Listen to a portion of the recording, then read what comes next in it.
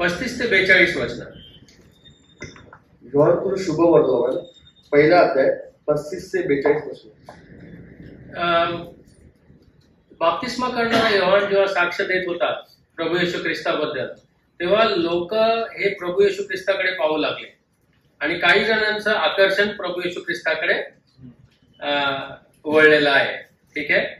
आता इकडे आपण पाहतो की 2 शिष्य आहेत जे प्रभू येशू ख्रिस्ताकडे आकर्षित झाले आणि आपण असं वाचतो की ते कोणाचे शिष्य होते माहितीये? ते योहान बाप्तिस्मा करणाऱ्याचे शिष्य होते.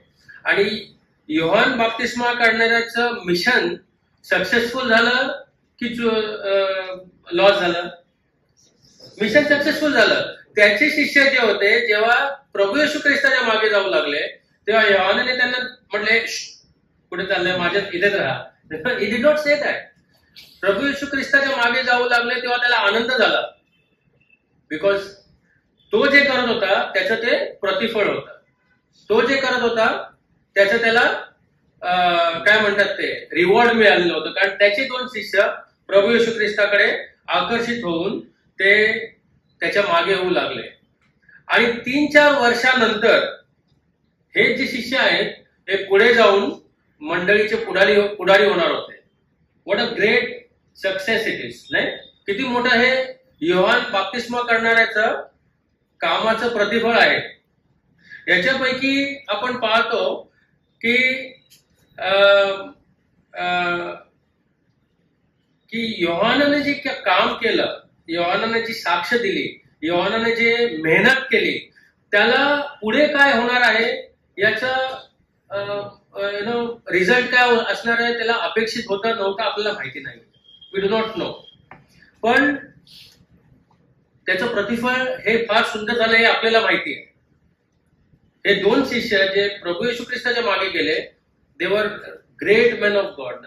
पुढे जाऊन ते फार फार मंडळीचे वडील झाले, मंडळीचे they became the apostles of the lord Jesus Christ. याच्यामधून एक मोठी गोष्ट आपल्याला शिकण्याची गरज आहे की आपण जेव्हा प्रभू येशू ख्रिस्ताचं साक्ष देतो, ओके, आपण प्रभू येशू ख्रिस्ताला स्वीकार केल्यानंतर आपण विटनेसेस होतो, आपण साक्ष बनतो.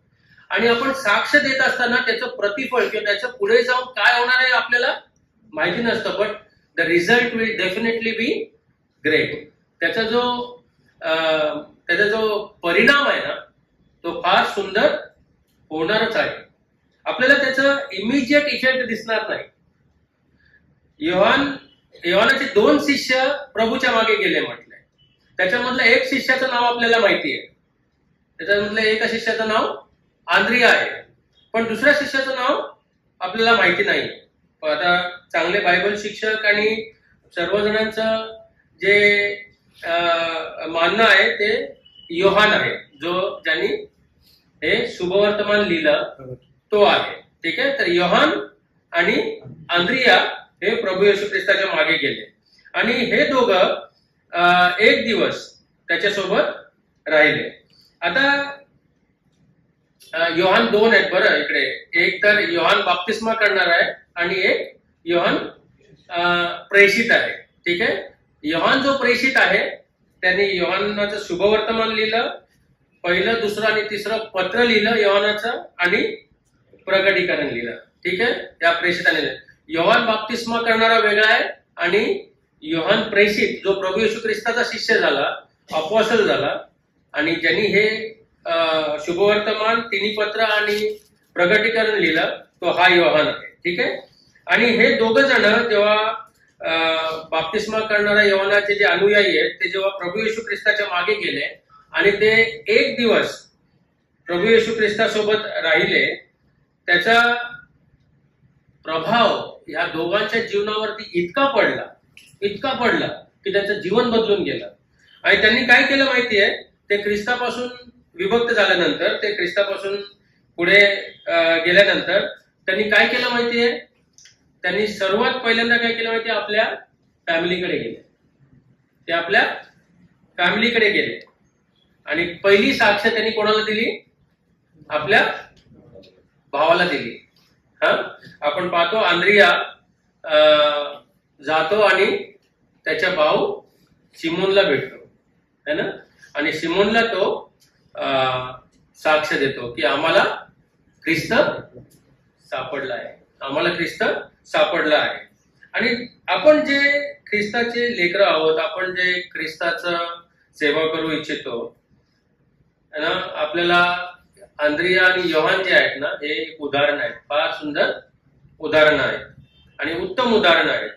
आणि सर्वात पहिलं साक्ष देण्याचं जर ठिकाण कुठलं असेल तर ते आपलं घर आहे, ते आपले लोक आहेत. पण ती सगळ्यात कठीण जागा आहे, माहितीये, ती सगळ्यात कठीण जागा आहे. आपल्या घरामध्ये साक्ष देणं हे फार कठीण होतं कित्येक वेळेला. मी जर माझ्या बायकोला म्हटलं ना, अगं शांत राहा, चिडचिड करू नको, बायबल काय शिकवतं आपल्याला, पेशंट राहा, तर ती माझ्याकडे हात जोड असं करून बघत राहील माझ्याकडे, पहा कोण शिकवते मला असं म्हणत. तू चिडचिड करतोस. सो है ना, but you look at Andrew, आंद्रियाला पहा, पहिला कोणाकडे पाहून गेला, पहिल्या कुटुंबाकडे, पहिलं जाऊन शिमोनाला धरलं त्यांनी आणि म्हटलं माहितीये काय, कोण सापडला आम्हाला, मसिहा सापडला. आणि तो काय करतो माहितीये, जीवन. पण लगेच शिमोन आंद्रिया बरोबर प्रभू येशू ख्रिस्ताकडे आला आणि आपण पाहतो की प्रभू येशू ख्रिस्ताने शिमोनाचं नावच बदललेलं आहे लगेच. आणि पेत्र हा पुढे जाऊन मंडळीमध्ये एक स्तंभ झाला, खूप मोठा व्यक्ती झाला, तो प्रभू येशू ख्रिस्ताचा जवळचा व्यक्ती झाला. पडला उठला त्याच्याबद्दल आपण भरपूर अभ्यास करतो. पण पेत्राला आणणारा व्यक्ती कोण आहे? आंद्रियाबद्दल आपण एवढा अभ्यास करत नाही, पण आंद्रियाने खूप मोठं कार्य केलं, खूप मोठं कार्य केलं. त्यांनी त्याच्या भावाला प्रभूकडे आणला. साक्ष कोणाकडे दिली? घरामध्ये दिली, नाही का?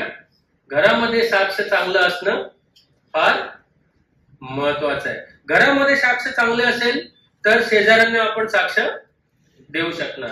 शेजाऱ्यांमध्ये साक्ष चांगली असेल तर आपण सोसायटीमध्ये, बाहेर समाजामध्ये साक्ष चांगली देऊ शकणार. घरामध्ये जर व्यवस्थित नसेल तर बाहेरचे लोक काय ऐकणार, है ना?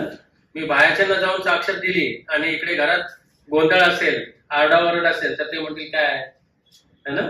सो घरामध्ये साक्ष असणं फार महत्वाची गोष्ट आहे.